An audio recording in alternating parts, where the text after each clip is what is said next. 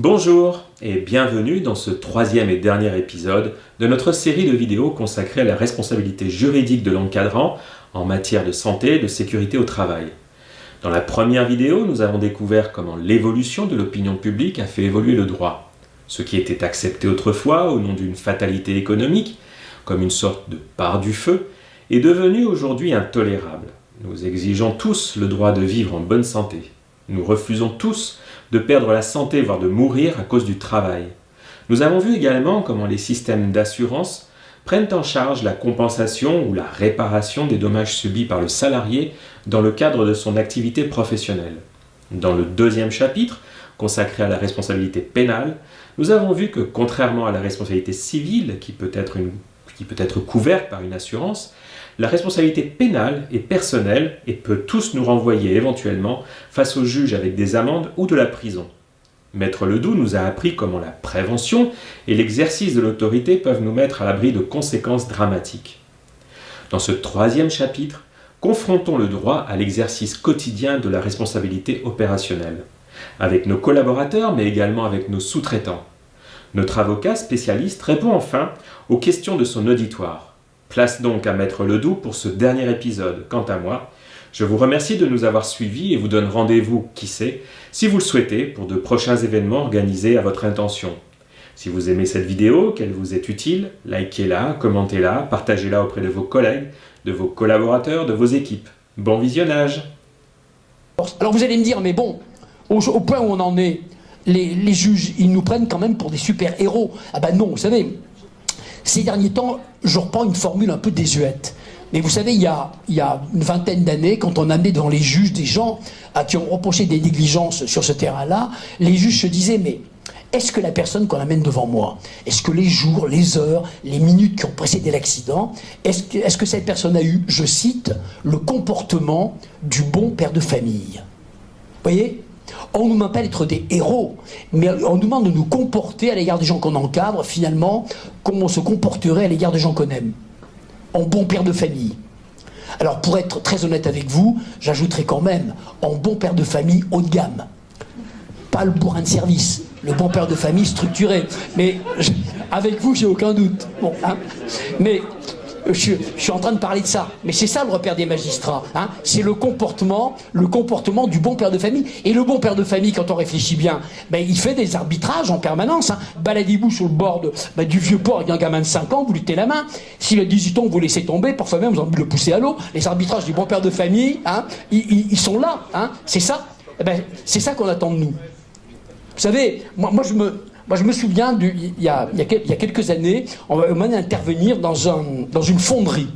Je vous raconte pas l'ambiance. C'était l'apocalypse, un truc le Moyen-Âge complet. Bon. Et j'avais des chefs, des contremaîtres, bon, qui étaient âgés, donc qui bossaient là-dedans depuis 25 ans. Bon. Et on m'avait dit, il faut vraiment que vous leur donniez un coup de booster. Je ne savais pas très bien quoi leur dire. Et à un moment donné, je leur ai dit, écoutez, si un jour vous avez un doute sur les gens dans les conditions de travail sous votre nez, là. Si vous avez un doute sur la durée de sécurité, posez-vous la question autrement. Dites-vous, si mon fils de 18 ans venait bosser dans mon entreprise, est-ce que je lui laisserais faire à lui, là, ce qu'ils sont en train de faire là sous mon nez? Ben, si vous avez le moindre doute, laissez tomber, vous êtes du mauvais côté de la ligne. C'est ça le repère fondamental, le comportement du bon père de famille. Et c'est ça que les magistrats, au bout du bout, arbitreront si un jour il y a un pépin. C'est ça le repère. C'est pas la lune, hein. En même temps, c'est pas si simple, parce que c'est facile d'en parler ici, quand on est dans le feu de l'action, hein, quand il faut pédaler à toute vitesse, prendre des décisions rapidement, on n'a pas toujours la lucidité, hein, je le sais bien, de se poser ce genre de questions. Mais c'est ça le repère, le comportement du bon père de famille. Et ça, c'est absolument essentiel. Et alors, le cahier des charges du bon père de famille, quel est-il? Eh bien, quand il conduit une voiture, c'est quoi son cahier des charges? C'est le code de la route. Quand il est au travail, son cahier des charges, c'est quoi? Ben, c'est le code du travail. C'est la 4e partie du code du travail. Et alors, vous le savez certainement, en chapeau de cette 4e partie, le 2e article de la 4e partie, il pose ce qu'on appelle les principes généraux de prévention. Allez, on va dire que c'est les 10 commandements de l'employeur ou de son représentant. Bon, je les résume. Hein. C'est fondamental. Vous commandez un travail à quelqu'un, qu'est-ce qu'on vous demande de faire? Eh bien, avant le début du travail, vous devez vous dire qu'est-ce qui peut bien arriver à mon collaborateur? Je lui ai demandé de faire ça. Quels sont les risques auxquels il va être exposé? Alors je sais pas, chute d'objets lourds sur la tête, sur les pieds, projection dans les yeux, coupure, circulation d'engins, risques électriques, rayonnement ionisant, tout ce que vous voulez. On vous demande de faire la liste de tous les risques auxquels l'opérateur va être confronté. Alors cette liste, vous la faites dans votre tête. La plupart du temps, ça suffit. Ou quand c'est un peu plus compliqué, on prend un papier, un crayon, on réfléchit un petit peu. Bon. Première étape. Deuxième étape, on vous demande de supprimer tous les risques que vous pouvez supprimer. Parce qu'une fois que vous avez les risques, on peut parfois en supprimer quelques-uns. Je prends un exemple un peu bébête, vous avez une machine-outil avec des parties travaillantes accessibles, eh bien vous allez boulonner un carcan de protection. Ou installer une cellule photoélectrique qui bloque les parties travaillantes dès qu'on s'en approche. Et là, vous allez supprimer le risque.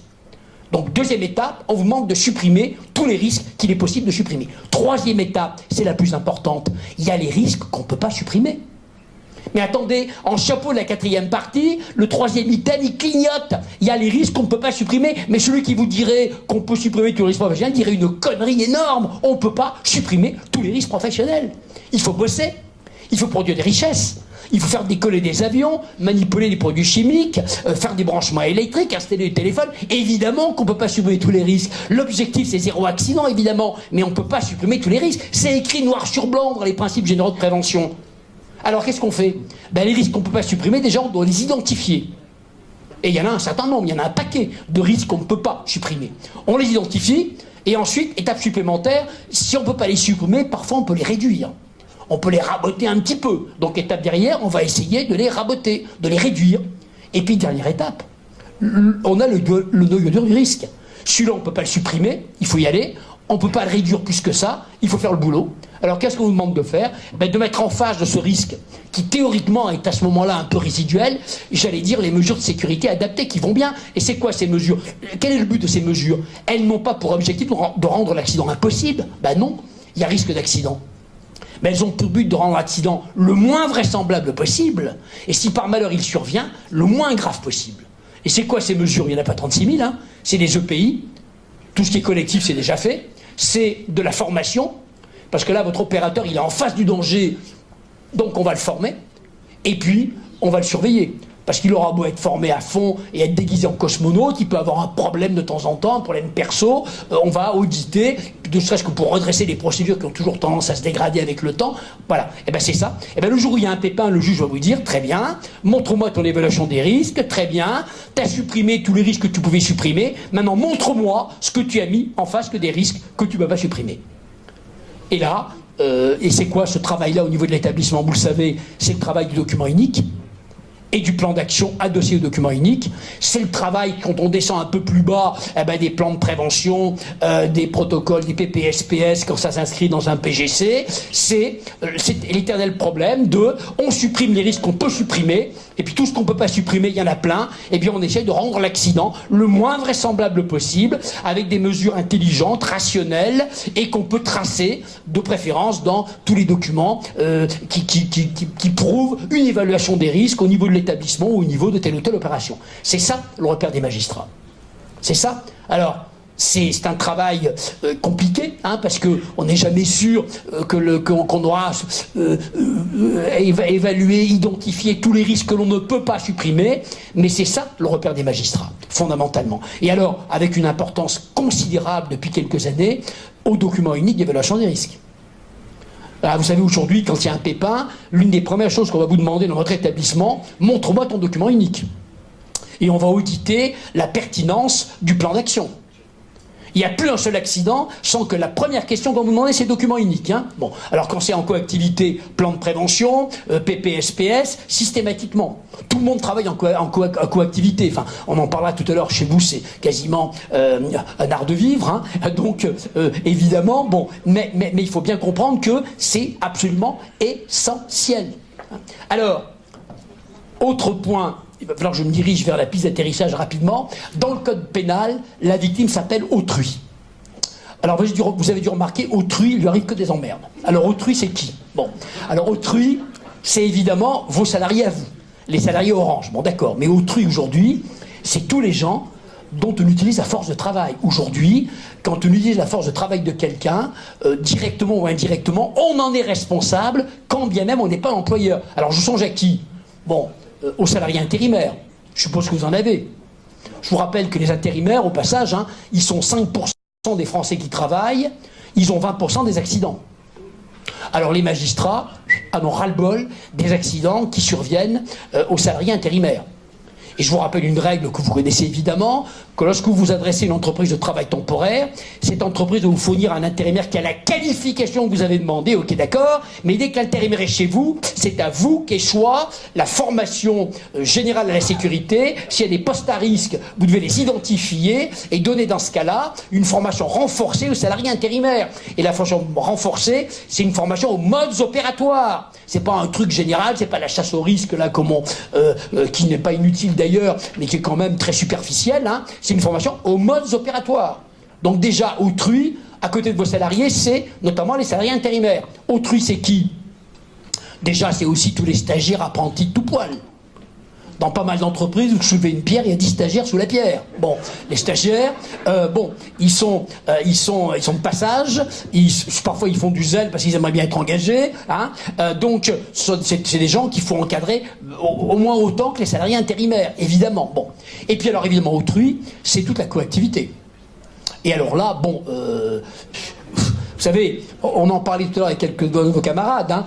Savoir que le plan de prévention, il est dans le code du travail, depuis 92, même depuis 77. Bon, on a prévu ce dispositif. Celui qui existe actuellement date de 92. En 92, il n'y avait pas du tout la coactivité qu'il y a aujourd'hui. Ce qui fait que vos micro-chantiers, vous êtes censé faire un tour de piste avant le début du chantier pour évaluer les risques, rédiger un plan de prévention adapté qui collerait à chaque opération, hein. Ce qui fait que je sais bien qu'en ce qui vous concerne notamment, et il y a d'autres entreprises comme ça, c'est quasiment infaisable. Quand on a des chantiers un peu partout, il faudrait quasiment que vous embauchiez des centaines de personnes pour faire les visites préalables et pour rédiger des plans de prévention qui collent à chacun des sites sur lesquels vous allez intervenir. Alors, théoriquement, c'est obligatoire. Normalement, vous savez, hein, lorsqu'une activité... alors, je ne sais pas si vous...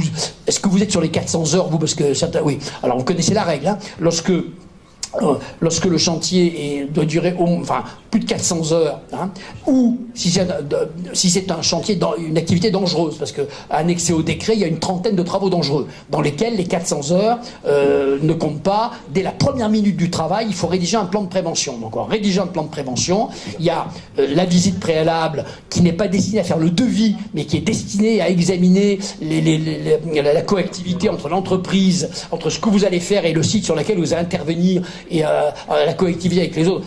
On rédige un truc, s'il y a des mesures, s'il y a une la coactivité, on la prévoit et on la trace dans le fameux plan de prévention. Et ensuite, chacun des employeurs doit faire respecter par ses propres salariés ce qui est prévu dans le plan de prévention. Bon, ça c'est la théorie.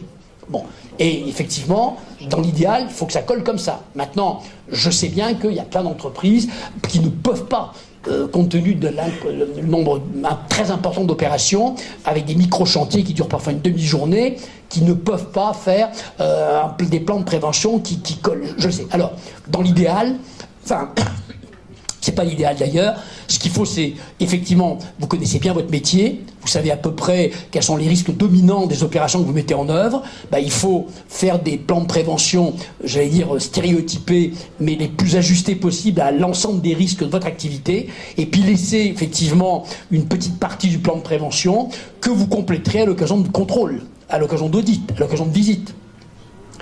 Alors, c'est pas la panacée, hein. S'il y a un pépin, si ça tombe pas sur ce qui est prévu dans le plan de prévention, vous êtes mal. On va vous dire, le juge va vous dire, moi je veux pas le savoir, hein. Même si vous avez 10 000 opérations dans toute la région, moi je veux un plan de prévention par opération. Vous n'en avez pas une, il y a eu un accident lié notamment à la géographie des lieux qui n'était pas envisagé dans le plan de prévention stéréotypé que vous aviez rédigé. Et bien dans ce cas-là, si c'est la cause de l'accident, vous allez vous retrouver dans le tribunal correctionnel poursuivi pour blessure ou homicide involontaire, clairement. Alors, en l'état quelque chose, il n'y a pas de solution miracle. La seule solution, c'est d'avoir déjà des plans de prévention type qui soient les plus précis possibles.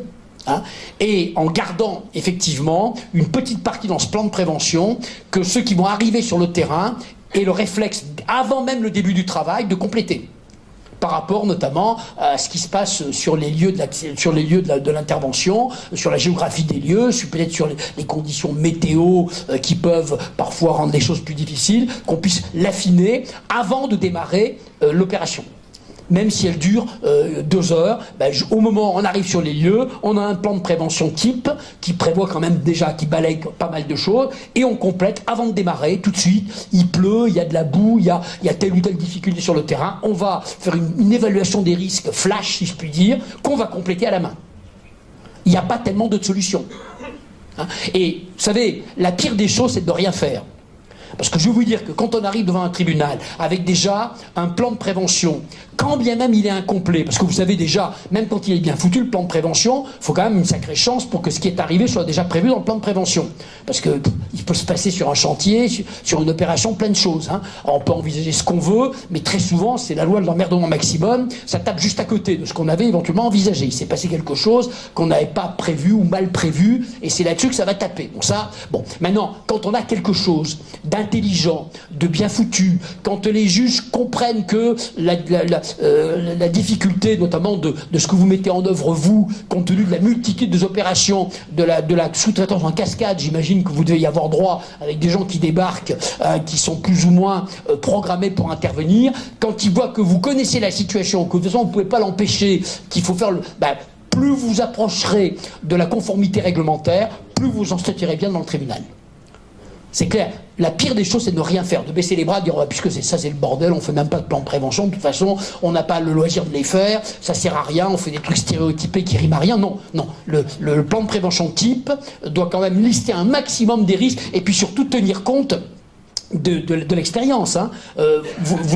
Vos plans de prévention type doivent être nourris au fil des accidents, au fil des quasi-accidents, au fil des pépins, qui parfois n'auront pas provoqué d'accident, mais ça a failli faire mal, de les compléter, de rajouter au fil des années, au fil des mois, des événements que vous avez découverts sur certains chantiers et qu'on va rajouter. Hein. Il faut les mettre à jour, les plans de prévention que vous allez rédiger, en essayant de lister les risques dominants et surtout les mettre à jour au fur et à mesure que vous découvrez des situations qui n'étaient pas prévues au départ.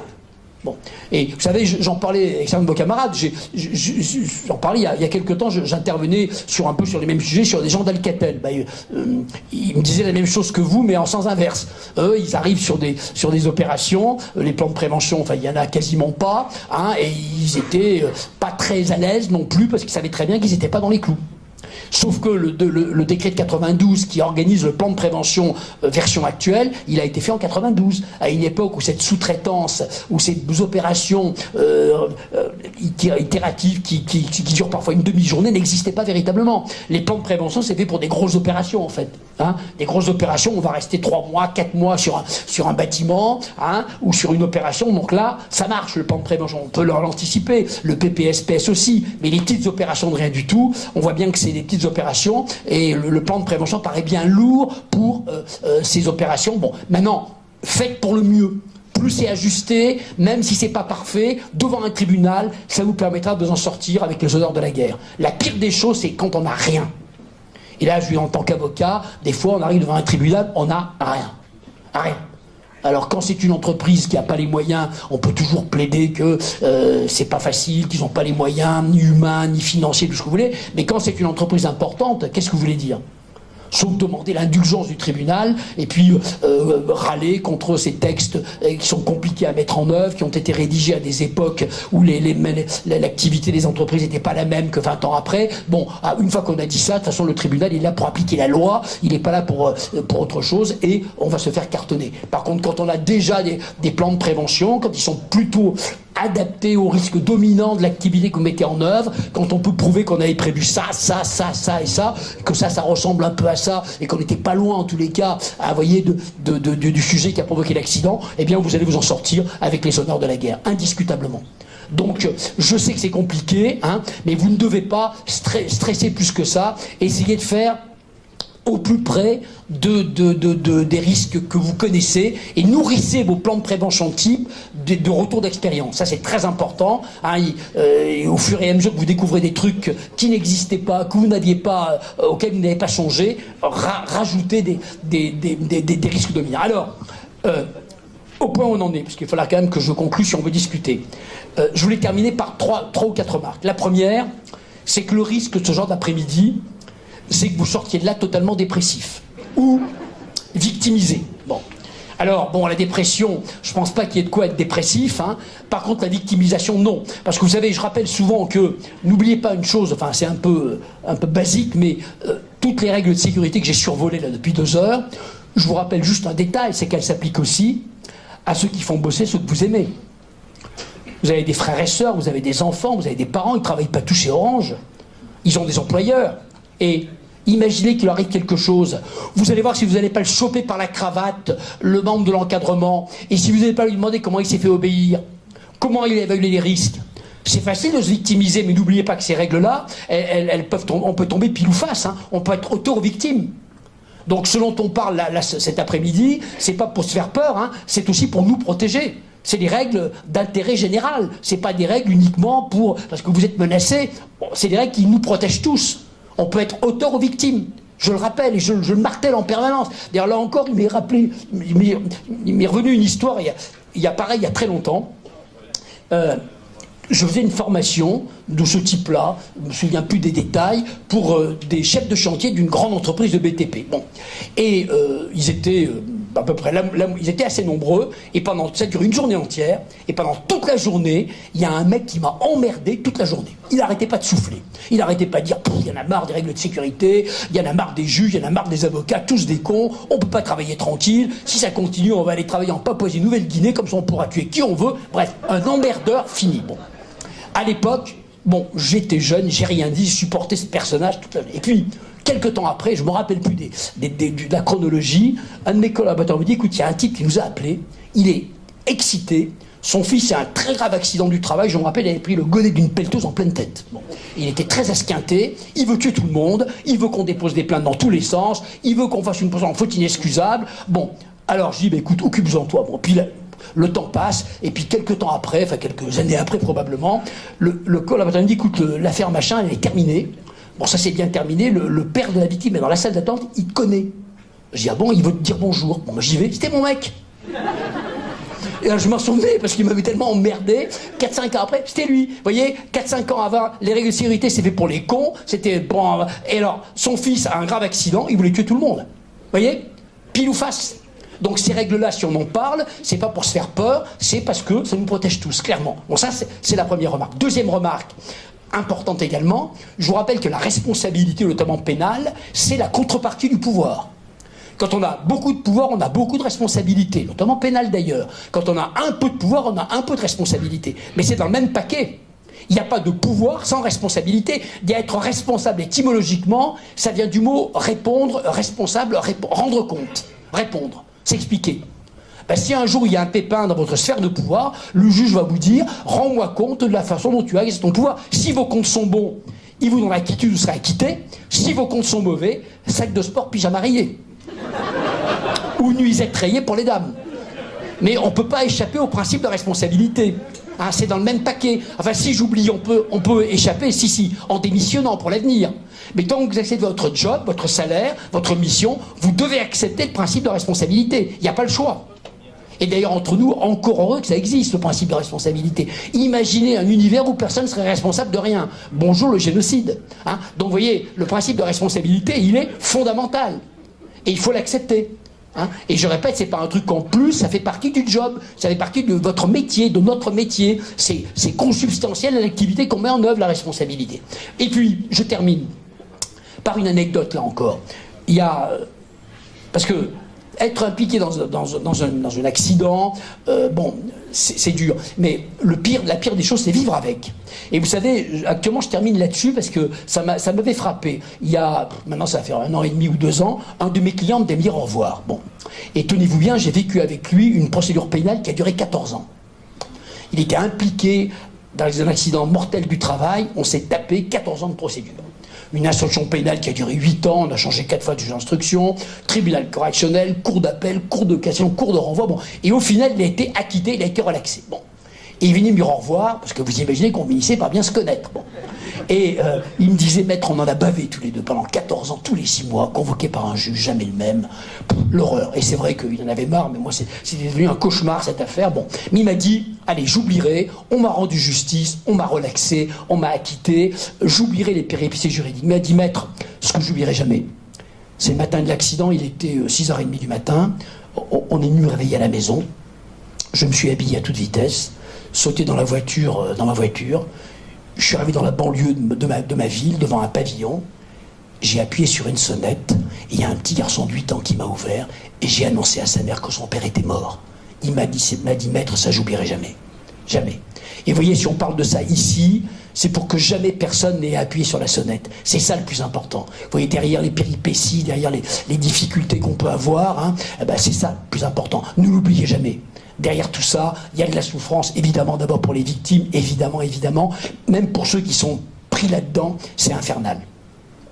Donc on ne parle pas ça pour s'amuser, on parle de ça pour se responsabiliser encore un peu plus. Mais bon, je ne suis pas plus inquiet que ça pour vous. Parce que, vous savez, si vous saviez ce qu'on peut voir dans notre métier, vous seriez épouvanté. Bon, vous appartenez dans une entreprise importante, vous avez quand même une culture de sûreté, de sécurité qui est quand même au-dessus du lot, hein, même si vous n'êtes pas parfait, j'en disconviens pas. Hein. Donc, faut pas non plus dramatiser, mais enfin, faut faire ça. Ceux qui n'auront pas compris qu'il faut s'adapter, qu'il faut être dans le tip-top de la prévention, resteront au bord du chemin. Ça fait partie de la réussite économique, de la performance. Clairement, la santé est au cœur de la performance. Enfin, ça peut être une banalité que de le dire, mais c'est absolument évident aujourd'hui. Voilà. Alors écoutez, je m'arrête parce qu'il est peut-être temps de se discuter un petit peu. Voilà.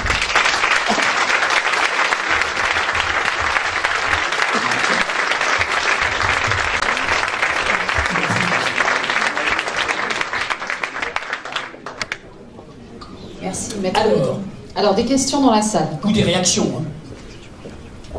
Jean-Marc. Oui, bonjour. Une petite question. Orange peut sous-traiter certaines activités à un prestataire qui lui-même, des fois, sous-traite, qui encore lui-même sous-traite. Ça s'appelle loin.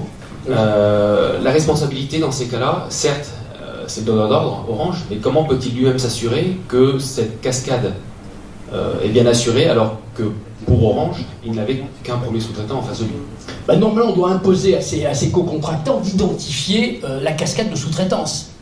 Hein, vous savez, par exemple, dans un PPSPS, hein, c'est dans le cadre de la coordination SPS, hein, bon, je suppose que vous travaillez surtout sous le plan de prévention, vous, hein, bon, essentiellement. Enfin, même si je suppose que vous travaillez également en situation de coordination SPS, mais c'est certainement un peu plus rare, hein, on doit identifier tous les sous-traitants. C'est que si vous contractez avec quelqu'un et si c'est le 6e sous-traitant qui a un pépin derrière, vous avez effectivement une responsabilité, mais vous avez surtout la responsabilité de ne pas avoir demandé à votre premier sous-traitant de prendre l'engagement de faire le travail lui-même ou bien d'identifier l'entreprise qui va réaliser les travaux. Parce que cette entreprise doit être impliquée dans le plan de prévention. Comprenez ? Le plan de prévention, vous êtes impliqué dans le plan de prévention. Bon. Et donc, vous devez savoir qui, pour évaluer les risques de coactivité, vous devez savoir qui concrètement intervient. Alors, bon, je vous fais une réponse de juriste, hein, une réponse qui est une réponse théorique, et j'ai parfaitement conscience que sur le terrain, c'est un peu moins simple que ça. Oui, parce que lui-même ne vous dit pas forcément. Oui, ben voilà. Mais dans ce cas-là, il doit prendre l'engagement de vous le dire. Et s'il prend l'engagement de vous signaler tous les sous-traitants dont il faudra intervenir, s'il y a un pépin, vous allez pouvoir lui reprocher, vous, de vous avoir introduit dans l'opération des gens qui n'étaient pas, qui s'étaient contractuellement engagés à vous signaler. Et dans votre contrat avec le sous-traitant, il doit s'engager contractuellement, soit à faire le travail lui-même, soit à identifier avant le début du travail l'entreprise qui fera le boulot sur le terrain. Et s'il colle sur le chantier des gens qui n'étaient pas prévus au programme, là vous avez un levier pour vous exonérer de votre responsabilité. Donc il faudrait verrouiller les contrats. Verrouiller les contrats et prévoir dans le plan de prévention, s'il existe, que seuls les salariés d'entreprise avec qui vous contractez réaliseront l'opération, avec un engagement de n'introduire personne d'autre. Même s'ils le font derrière, vous vous protégez juridiquement.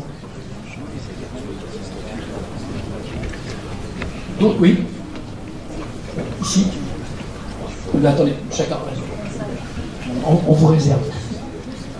Merci. Je suis ravi parce que j'ai entendu parler de sûreté et de sécurité. ce qui est assez rare puisque la plupart du temps la sûreté est comprise en même temps dans la sécurité.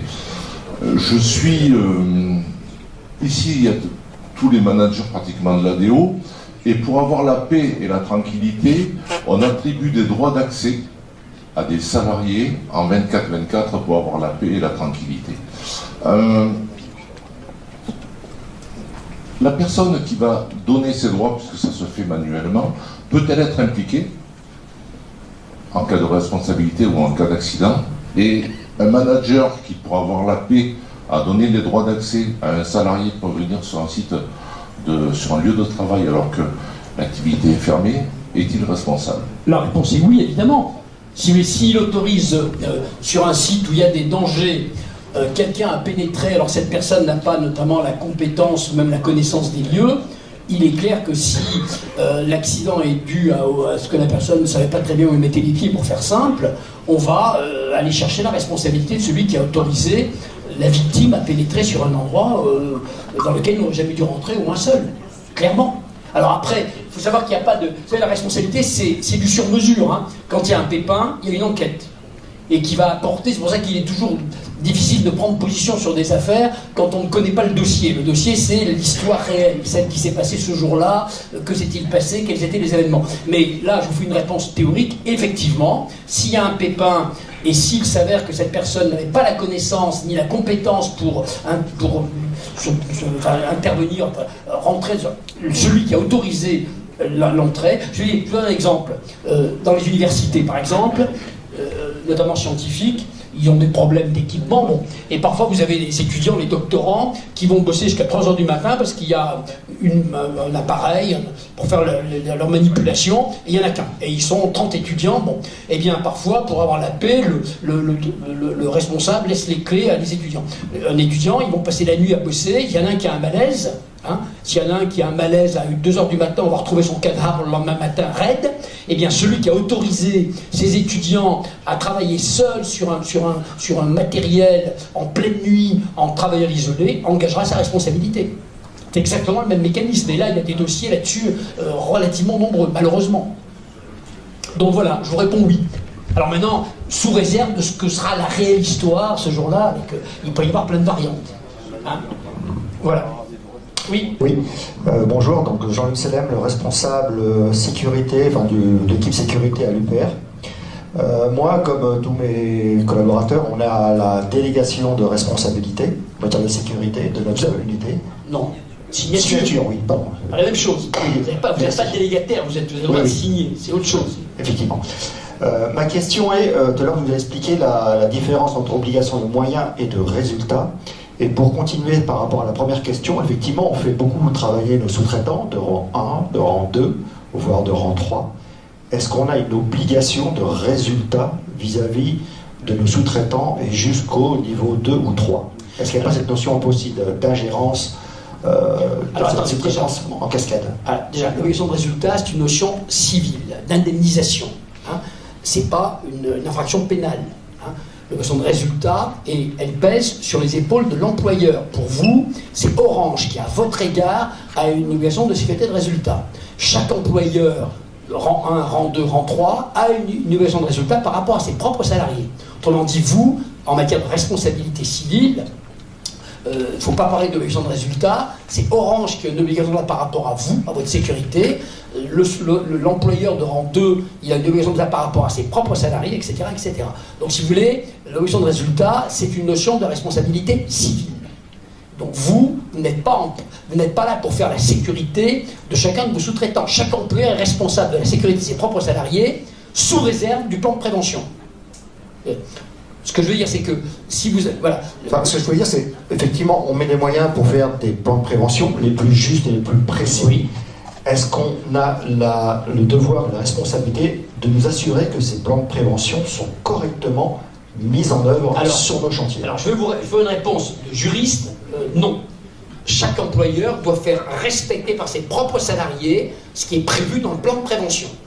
Ça, c'est une réponse de juriste sec. Bon, faut pas, donc, si vous avez un bon plan de prévention, chaque entreprise est responsable de ses propres salariés. Et notamment de leur communiquer le contenu du plan de prévention et de veiller à ce qu'ils le respectent. Bon, maintenant, là, je vais répondre un peu en bon sens. Si vous arrivez sur un chantier et si vous voyez un opérateur d'une entreprise sous-traitante qui fait n'importe quoi et qui ne respecte pas ce qui n'est pas vu le plan de prévention, si vous êtes là et si ça se passe sous votre nez, vous mettez le salarié à l'écart, vous appelez son patron et vous lui dites immédiatement, peut-être un petit mail derrière pour tracer l'opération, qu'il a intérêt à ce que ces opérateurs respectent le plan de prévention, sinon ça va chauffer. C'est tout. Hein. Donc ça ne veut pas dire que vous ne devez rien faire. Là, j'ai mis le côté juridique de côté.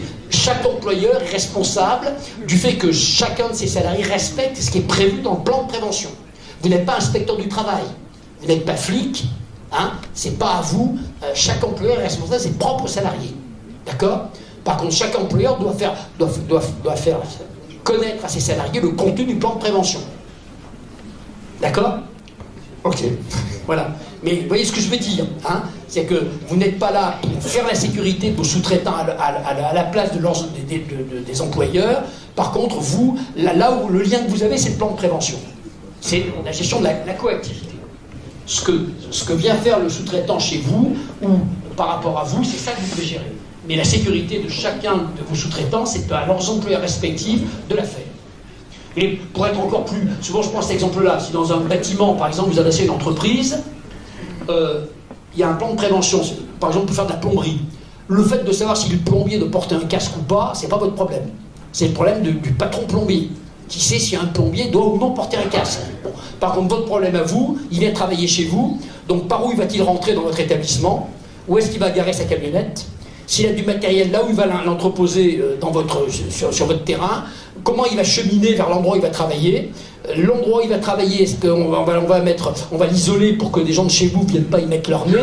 C'est ça l'interférence des activités. Maintenant, est-ce que le plombier doit utiliser une clé à molette? Est-ce qu'il a un casque? Est-ce qu'il doit avoir des chaussures de sécurité? Ce n'est pas votre problème. Vous, la coactivité, c'est il rentre sur votre site, il gare sa camionnette, il entrepose son matériel, ça peut se mettre dans les pieds de vos propres collaborateurs, il grimpe là vers le lavabo qui va aller réparer, et là, la coactivité, elle est là. Par contre, l'équipement du plombier, la technique du plombier, est-ce qu'il est qualifié ou pas? Je fais une réponse juridique, c'est pas votre problème.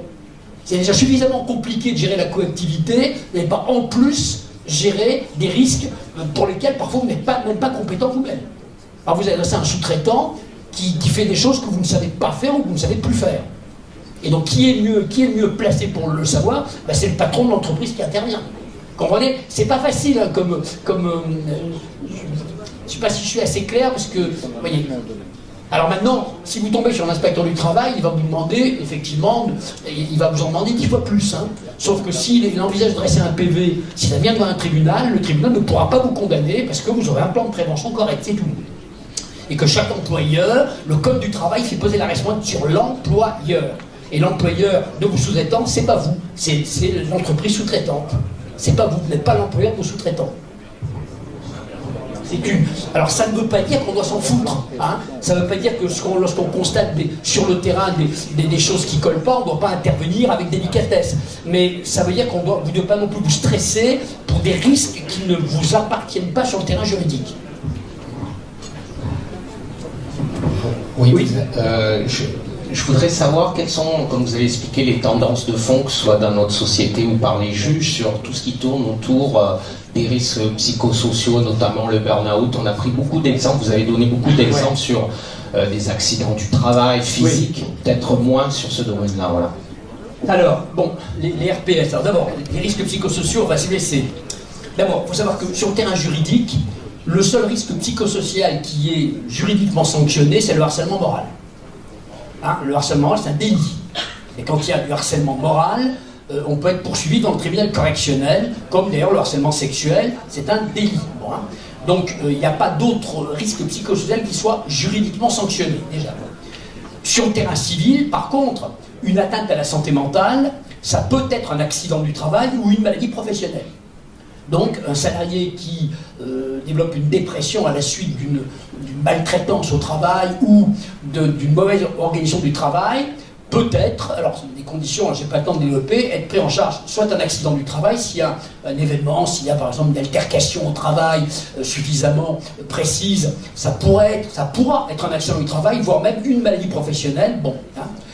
Et dans ce cas-là, ça sera pris en charge en accident du travail ou en maladie professionnelle, et il pourra même y avoir derrière une faute inexcusable de l'employeur, le cas échéant.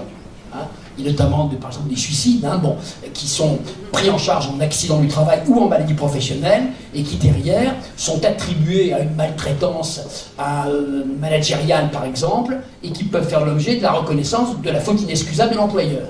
Bon, donc il y a ça. Alors, déjà, donc, vous voyez, sur le terrain juridique, il y a le harcèlement moral, qui est une notion qui existe seulement depuis 2002 d'ailleurs. Hein. C'est en 2002 que le harcèlement moral est devenu un délit. Avant, ce n'était pas un délit. Hein. Ce sont des agissements répétés qui ont pour objet ou pour effet de détériorer les conditions de travail, etc. etc. Bon. Alors, à côté de ça, par exemple, actuellement, on parle du burn-out. Bon. Le problème du burn-out, c'est un problème c'est un peu sans issue, puisque le burn-out, d'abord, c'est pas une maladie professionnelle. C'est pas une maladie. C'est un symptôme. Un syndrome, plus exactement. Le burn-out peut provoquer des maladies. De la dépression, tout ce que vous voulez, mais le burn-out, ça ne peut pas être une maladie professionnelle. Je ne comprends pas dire que certains hommes politiques parlent de ça, ils connaissent rien à rien.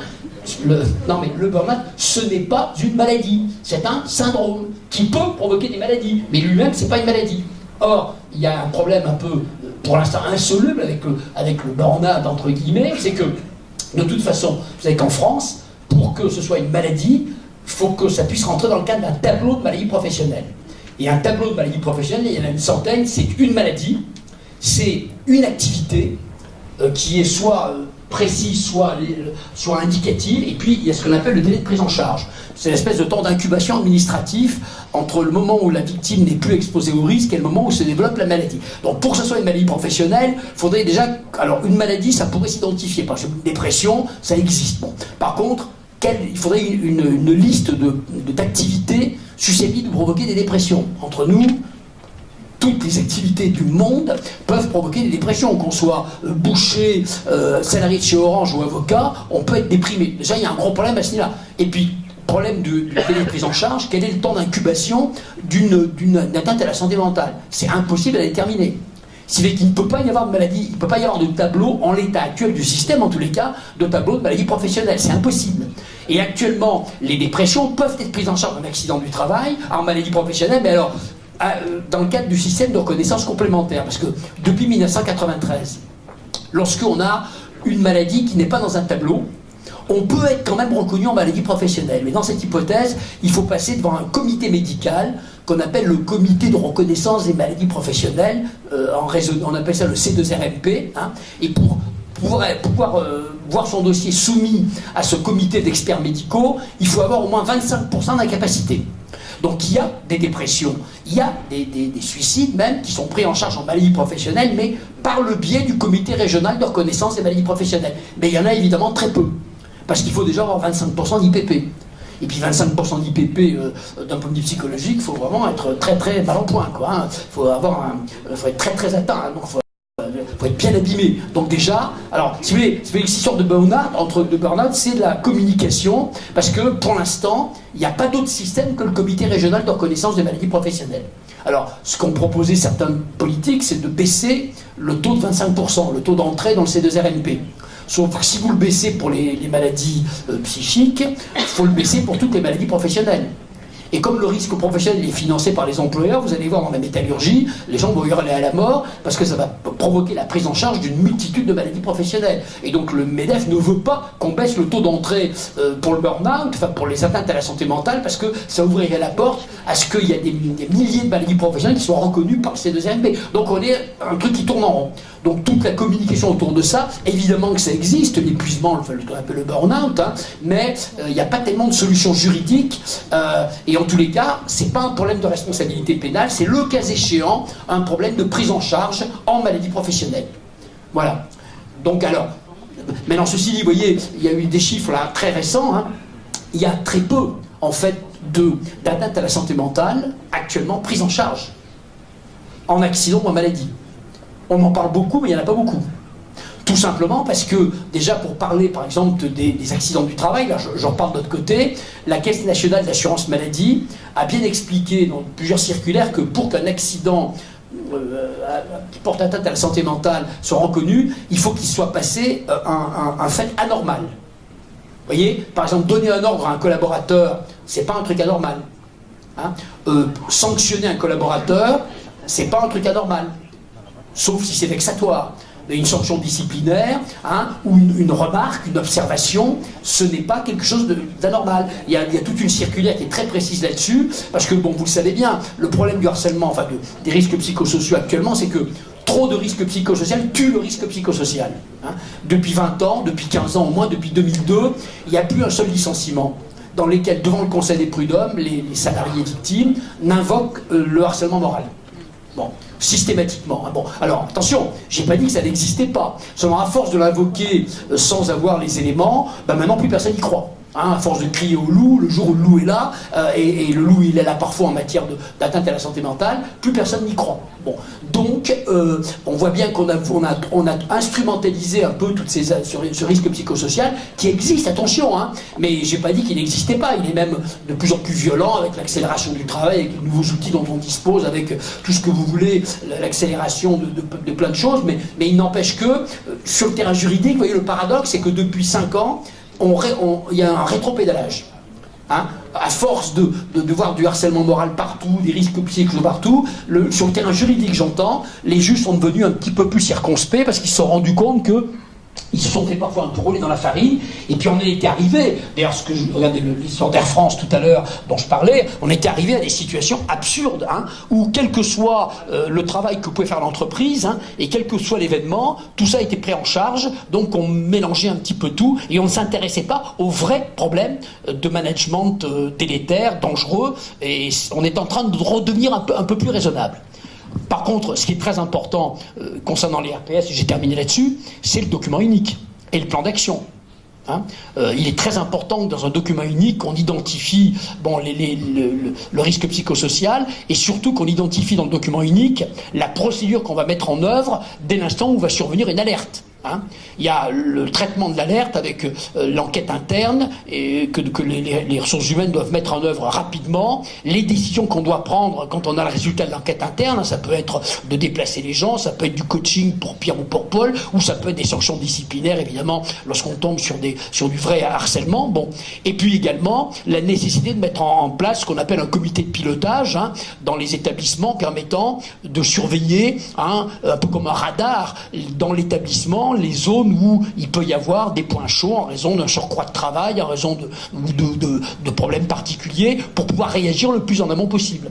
Et ça, c'est très important de veiller, enfin d'avoir un système de veille, d'alerte, pour que dès l'instant où il se passe quelque chose, on n'attende pas. Parce que la pire des choses dans ces matières-là, c'est de ne pas réagir en temps réel. Plus on réagit tôt, quand il y a un problème, quand il y a des gens qui sont en souffrance, des gens qui ne sont pas bien, pour des raisons X ou Y, hein, soit des relations interpersonnelles, soit une organisation du travail qui n'est pas bonne, soit une pression, c'est de réagir très vite. Quand on réagit très vite, très tôt, en général, on arrive à régler le problème. Quand on laisse pourrir, alors là, généralement, on rentre dans des accusations de harcèlement, et il y en a beaucoup de mal à réparer les situations qu'on a laissé filer, quoi. Voyons, on pourra en parler à perte de vue, quoi. Oui. Steve Mentier, responsable sécurité, donc UPR Sud-Est. Vous aviez parlé tout à l'heure de l'intérimaire donc chez Orange, et j'aurais voulu savoir votre avis sur jusqu'où va la responsabilité du donneur d'ordre Orange. Donc nous à l'UPR on a 100% de sous-traitance, N-1, N-2, et jusqu'où va en fait la responsabilité du donneur d'ordre au niveau de l'intérimaire sous-traitance N-1 et N-2. Non, les intérimaires, ils sont sous la responsabilité de l'entreprise qui a contracté avec l'entreprise de travail temporaire. Vous n'avez plus directement aucune relation, aucun lien de droit avec les intérimaires de vos sous-traitants. On a une Par contre, au niveau contractuel, parce qu'après il y a plein de préventions, au niveau contractuel, au niveau des habilitations, est-ce qu'on a un droit de regard sur leurs habilitations, sur leur formation? C'est l'employeur, enfin l'entreprise utilisatrice, mais dans la relation intérim, hein, l'entreprise qui a contracté avec l'entreprise de travail temporaire, qu'on appelle l'entreprise utilisatrice, qui est chargée de veiller à ce que les salariés intérimaires aient les habilitations adaptées, que s'il y a des postes à risque qui soient identifiés, que l'intérimaire ait bénéficié d'une formation renforcée. Vous n'avez pas de lien de droit avec le salarié intérimaire. Donc a priori, vous n'avez pas de responsabilité juridique.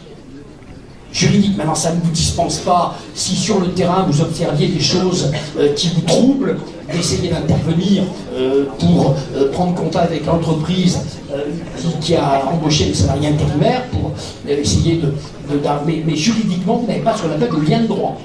Donc c'est l'entreprise qui a contracté avec l'entreprise de travail temporaire qui est responsable des conditions de travail du salarié intérimaire, de son salarié intérimaire.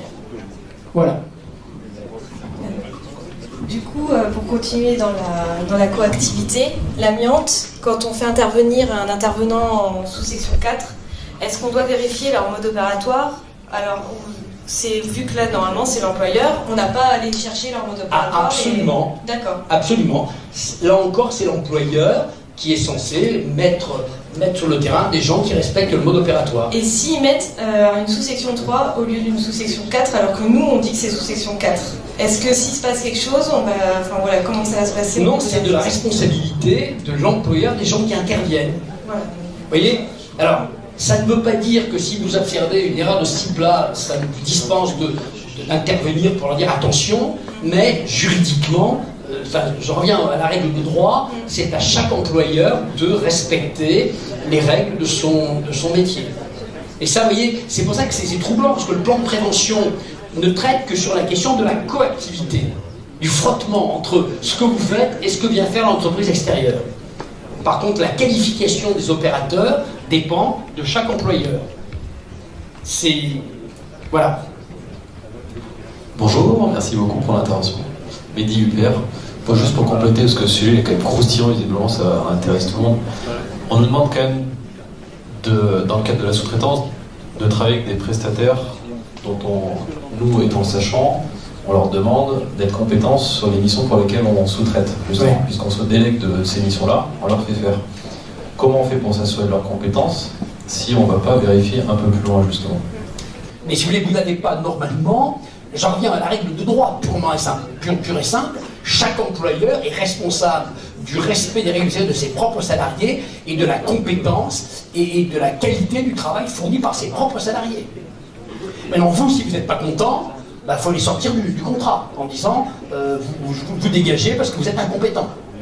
Alors vous allez me dire, c'est facile à dire, sauf quand il faut se dépêcher, le temps de retrouver une entreprise pour remplacer, on n'y arrivera jamais, il n'y a pas tant que ça d'entreprises capables de...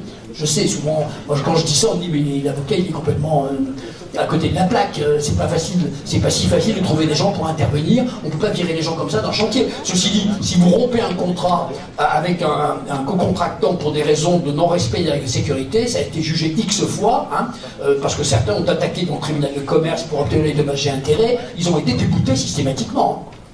Si vous virez un sous-traitant parce qu'il fait un travail dégueulasse, c'est un motif réel et sérieux de rupture du contrat commercial. Mais par contre, il faut évidemment un dossier, il faut des preuves, il faut des éléments, et vous avez le droit de virer quelqu'un d'un chantier. Si vous estimez que le travail n'est pas fait comme il faut, et que les gens ne respectent pas notamment le plan de prévention. Mais là, on navigue entre... il y a la règle de droit qui est... chaque employeur est responsable de ses propres salariés, et vous, c'est uniquement la coactivité qui vous intéresse, et puis il y a la pratique du terrain. Et puis ce que vous observez, vous, en tant que spécialiste, vous êtes parfaitement capable d'identifier ce qui va et ce qui ne va pas. Moi j'ai une question dans le même registre. Si on sait qu'un partenaire ne respecte pas les règles de sécurité, est-ce qu'en cas d'incident, au pénal, on ne pourrait pas être dans la chaîne de responsabilité quand même? Si l'enquête révèle que vous savez. Si l'enquête, alors c'est du concret, si par exemple on va entendre, si on va entendre certains de vos collaborateurs qui vont dire ça fait des années qu'on le disait, on embauche des gens n'importe comment, ils font n'importe quoi, sauf que ils sont moins chers que les autres. Alors si les gens viennent dire ça, viennent reconnaître qu'effectivement vous saviez depuis longtemps, alors vous êtes carrément dans la chaîne des responsabilités. Clairement. Ah oui, mais bon. Ah non, mais il faut appeler un chat un chat. Voilà.